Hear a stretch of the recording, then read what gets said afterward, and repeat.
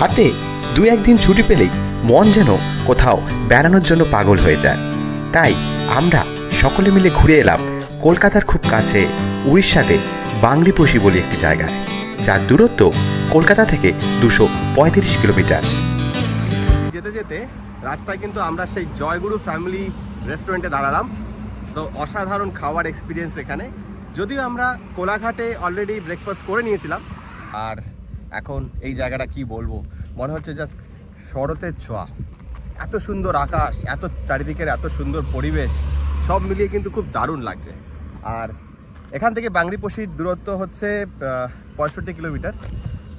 মোটামুটি দেখাচ্ছে 1 ঘন্টা সামথিং কিছু লাগবে। এই দেখুন পুরো শরতের আকাশ, এই ভরা বর্ষায় এই শরতের আকাশ দেখে সত্যি খুব আমার অবাক লাগছে। আর এই হচ্ছে সেই জয়গুরু ফ্যামিলি হোটেল অ্যান্ড রেস্টুরেন্ট। এটা কিন্তু ঝাড়গ্রামে। আর এই হচ্ছে আমার গাড়ি রাখা, আর ওখানে আমার ছেলে আয়ুষ্মান বসা দোলনায় দোল খাচ্ছে। আর এই যে রাস্তাটা চলে যাচ্ছে এটা কলকাতার দিক থেকে, আর আমরা যাব এই সোজা বেহারাগড়ার দিকে।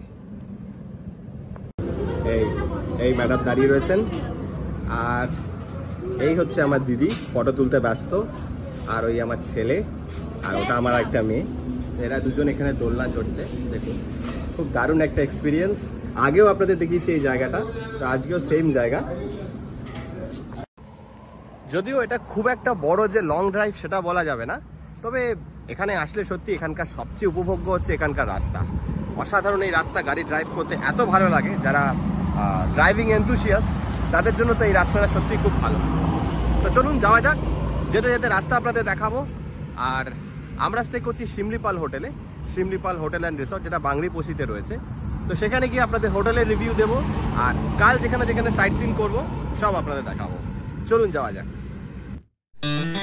কলকাতা থেকে ঝাড়গ্রাম পার করে আমরা যখন জামশেদপুরের উদ্দেশ্যে যাচ্ছি, তার ঠিক আগে বাংরিপোষি বলে একটি জায়গা। ঠিক ফ্লাইওভারের নিচ থেকে বাঁদিকে ওড়িশা ঢুকে যাওয়া যায়। এই সবুজ এবং পাহাড়ে ঘেরা এই অদ্ভুত দৃশ্য দেখতে দেখতে আপনারা কখন যে পৌঁছে যাবেন বাংরিপোষি, সত্যি আপনাদের মনেই হবে না। কলকাতা থেকে বাংরিপোষির দূরত্ব প্রায় 235 কিলোমিটার। আমাদের সময় লেগেছিল প্রায় 5 ঘন্টা। বাংরিপোষিতে আমাদের থাকার গন্তব্য ছিল শিমলিপাল হোটেল অ্যান্ড রিসর্ট। ঠিক কলকাতা মুম্বাই হাইওয়ের ওপর এই সুন্দর রিসর্টটা সত্যি খুব সাজানো গোছানো, এবং এদের ব্যবস্থাপনা সত্যি মনে দাগ কাটবে। এই শিমলিপাল রিসর্টে আছে একটা সুন্দর রেস্টুরেন্ট, এবং যারা গাড়ি নিয়ে কলকাতা থেকে যাচ্ছেন তাদের জন্য কার পার্কিংয়ের সুন্দর সুব্যবস্থা। আপনারা চাইলে এই হোটেলে এসে দুরাত কিন্তু কাটিয়ে যেতে পারেন। বাংরিপোষি থেকে যারা কেওনঝড় ঘুরতে যাবেন তাদের জন্য কিন্তু এটা একটা অত্যন্ত সুন্দর থাকার জায়গা। আমাদের লাঞ্চ খুব ভালো মতো হয়ে গেল। এই হোটেলে কিন্তু খুব সুন্দর একটা রেস্টুরেন্ট রয়েছে, এবং খাওয়া দাওয়া কিন্তু আপনার বাঙালি স্ট্যান্ডার্ড বলা চলবে না, ঠিক ওড়িশা এবং অন্ধ্র স্ট্যান্ডার্ডের ফ্লেভার এখানে পেলাম। কিন্তু খাওয়া দাওয়ার কোয়ালিটি খুব ভালো, এবং সবচেয়ে বড় কথা এখানকার সার্ভিস এবং আতিথেয়তা অনবদ্য। আমার খুব ভালো লেগেছে। তো এখন খাওয়া দাওয়ার পর আমরা একটা অটো বুক করে নিয়েছি। নিয়ারেস্ট যেসব সাইট সিনগুলো আছে, যদিও আজকে সেরকম কিছু দেখবো না, কাছাকাছির মধ্যে আমরা অটো করে কিছু সাইট সিন করবো। ওই যে আমাদের অটো চলে এসছে, তো চলুন অটোতে গিয়ে কথা বলছি। তো অটোতে উঠে এখন যাচ্ছি, অনেকটা রাস্তা চলতে চলতে অনেকটা টাইমও হয়ে গেল। এবার আমরা যাচ্ছি ব্রহ্মণিকুণ্ড। এখান থেকে রাস্তা আরও 10 থেকে 12 কিলোমিটার। রাস্তার অবস্থা মোটামুটি ঠিকই আছে, তবে যারা অটোতে চলতে খুব একটা হ্যাবিচুয়েটেড না তাদের হয়তো অসুবিধা হবে। আমি আপনাদের একবার সিনিক ভিউটা দেখাচ্ছি চারিদিকে।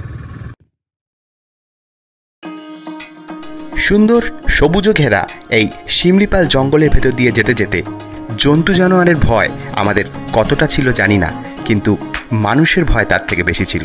কারণ এখন মানুষ তো জন্তু জানোয়ারের থেকেও বেশি সাংঘাতিক, তাই না?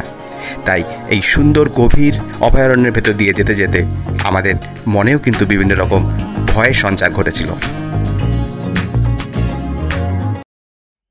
বাংরিপোষি খুব সুন্দর শুনেছিলাম, কিন্তু নিজে না আসলে বোঝা যায় না জায়গাটা সত্যি এত অপূর্ব। নেচারকে যেটা ভালোবাসেন তার কিন্তু এই জায়গাটা ভালো লাগবে না। আর আমার মনে হয় নেচারকে আমরা প্রত্যেকেই খুব ভালোবাসি। তো এই জায়গাটা এসেছি ব্রহ্মণীকুণ্ড যাওয়ার ঠিক রাস্তায়, তো একদম ফরেস্টের মাঝখানে আমাদের একটা জায়গায় দাঁড় করিয়ে দেওয়া হলো, পাশে বুড়িবালাম নদী। আর এই জায়গার সাইলেন্স অ্যাবসলিউটলি ওয়ান্ডারফুল। মানে এই চারিদিকে নিজের কথাগুলো মনে হচ্ছে খুব বেশি জোরে শোনা যাচ্ছে, এত অদ্ভুত নিস্তব্ধ একটা জায়গা। মানে আমার নিজের কথাটাই মনে হচ্ছে আমার খুব লাউড এবং আশপাশের সব কিছুকে ডিস্টার্ব করছে। তো চারিদিকটা আপনারা একবার খুব ভালো করে দেখুন। এই যে জায়গাটা দেখছেন, এই জায়গাটা হচ্ছে এন্টার এই পাহাড় থেকে এই বুড়িবালাম নদীর এই সাইড থেকে নেমে এসছে। এটা একটা অদ্ভুত সুন্দর দৃশ্য, এটা না দেখলে আপনারা বিশ্বাস করবেন না এবং না এলে আপনারা ফিল করতে পারবেন না। এত অসাধারণ এই প্রাকৃতিক সৌন্দর্যের মাঝখানে এই বাংরিপোষি কিন্তু সত্যি অনবদ্য। এই সাইডে যে রাস্তাটা চলে গেছে, এই সাইডে যেটা দেখতে পাচ্ছেন, এটা চাইলে আপনারা কিন্তু এই নদীর ওইখানে গিয়ে নামতে পারেন, কিন্তু আমি রেকমেন্ড করব না, কারণ বর্ষার সময় আবারও বলছি খুব স্লিপারি হয়ে থাকে জায়গাটা। তো চলুন এবার আমরা ওই দিকটা যাই। আমরা এখন শিমলিপাল টাইগার রিজার্ভ ফরেস্টের ভেতরে একটা জায়গায় এসেছি। তো এই জায়গাটা পুরো খুব শান্ত এবং নিরিবিলি, এখানে আসলে আপনাদের কথাও বলতে ইচ্ছে করবে না। চারিদিকটা এত সুন্দর আপনাদের দেখাচ্ছি, আপনারা একবার দেখুন।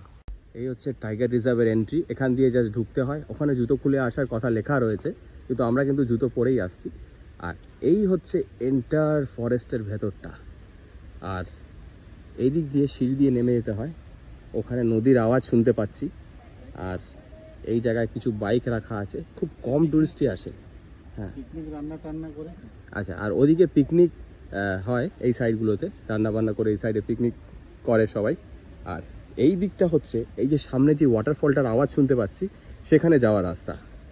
একটা গা ছমছমে পরিবেশে ফরেস্টের ভেতর, এর আগে ডুয়ার্সে গেছি, কিন্তু এই রকম এক্সপিরিয়েন্স আমার খুব একটা হয়নি। এখানে এসে যেন মনে হচ্ছে কোনো বন্য জন্তু জানোয়ার যখন তখন বেরিয়ে আসতে পারে। তো যাই হোক, লাইফ ইজ অ্যান অ্যাডভেঞ্চার, তো এটা মাথায় রেখে আমাদের এগোতে হবে। চলুন ঘুরে জায়গাটাকে পুরো দেখি। এই হচ্ছে সেই ব্রহ্মণীকুণ্ড। এত সুন্দর প্রাকৃতিক দৃশ্য খুব কমই দেখা যায়, এখানে না আসলে কিন্তু আপনারা ফিল করতে পারবেন না।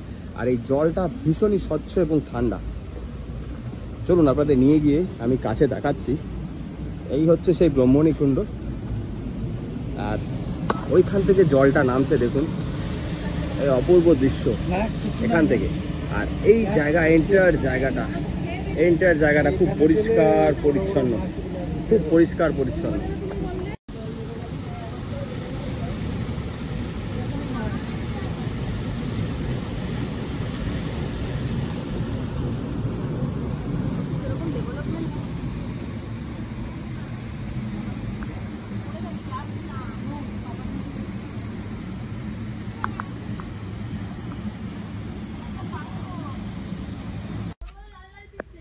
এখানে একটা অদ্ভুত সুন্দর শিবলিঙ্গ আছে, রেগুলার হয়তো পুজোও দেয় কেউ।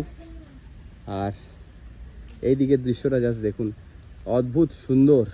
এন্টার ফরেস্টটা কি নিরিবিলি এবং শান্ত, কোনো মানুষের কোলাহল নেই, কিচ্ছু নেই। খুব সুন্দর এনজয় করা যায় এই জায়গাটাতে, আর সাইলেন্স সত্যি অপূর্ব। ব্রহ্মণীকুণ্ড দেখে আমার সত্যি মন ভরে গেছে, এত অপূর্ব নৈসর্গিক একটা দৃশ্য এবং নিরিবিলি পরিবেশ।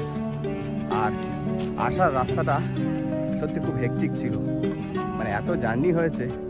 বাংরিপোষি থেকে এখানকার ডিস্টেন্স প্রায় 35 থেকে 40 কিলোমিটার, তো অটোতে আসতে খুবই কষ্ট হয়েছে। এখন আবার অনেকটা রাস্তা ফিরতে হবে, সন্ধ্যের আগে আমাদের হোটেলে রিটার্ন করার কথা।